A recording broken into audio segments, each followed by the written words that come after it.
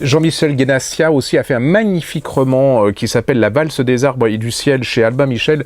Vous pouvez y aller, on en parle maintenant.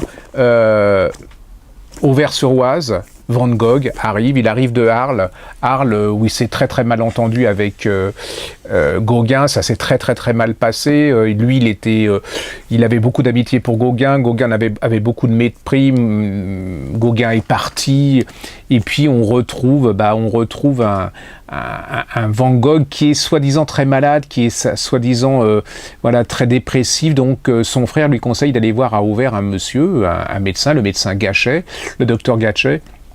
Et là, c'est les premières pages de ce livre. Donc, il débarque chez cet homme, et cet homme a une fille, et une fille qui est vraiment très rebelle. Alors, Gachet, il y a un portrait du docteur Gachet qui est vraiment d'une méchanceté, où on voit que c'est un petit bourgeois arriviste qui n'a pas forcément beaucoup de goût, qui, pour se faire payer, prend les peintures des peintres qui soignent, mais en n'étant pas sûr de la valeur des peintres, mais en se disant ça sera toujours ça, on ne sait jamais.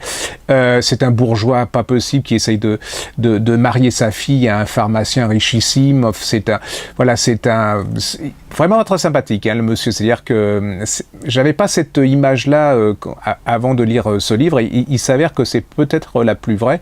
Et puis il y a cette jeune femme je sais pas si vous vous rappelez, dans le film de Piala avec Dutronc, qui est absolument fabuleux, qui est pour moi un des plus grands films que j'ai vu, avec un Dutronc qui atteint des sommets. Il y a cette jeune femme aussi, et si vous vous souvenez, elle avait des aspects rebelles, et là elle est très très très rebelle, et elle va tomber très très amoureuse de Van Gogh, alors qu'au début sa peinture, elle le considérait vraiment comme un va-nu-pied, et puis il se passe ce qui se passe.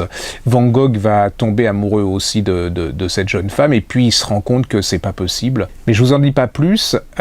C'est tout en Auvers-sur-Oise qui redéfile là. C'est un Van Gogh complètement différent, pas si fou que ça. Et puis, il y a aussi cette chose qui devient de plus en plus récurrente maintenant, et qui s'avère s'opposer au cliché de Van Gogh se suicidant à Auvers-sur-Oise.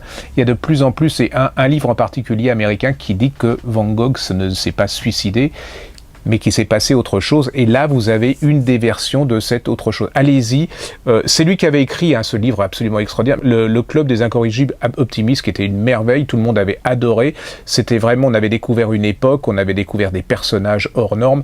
Allez-y, moi j'ai adoré, vous allez passer un bon moment.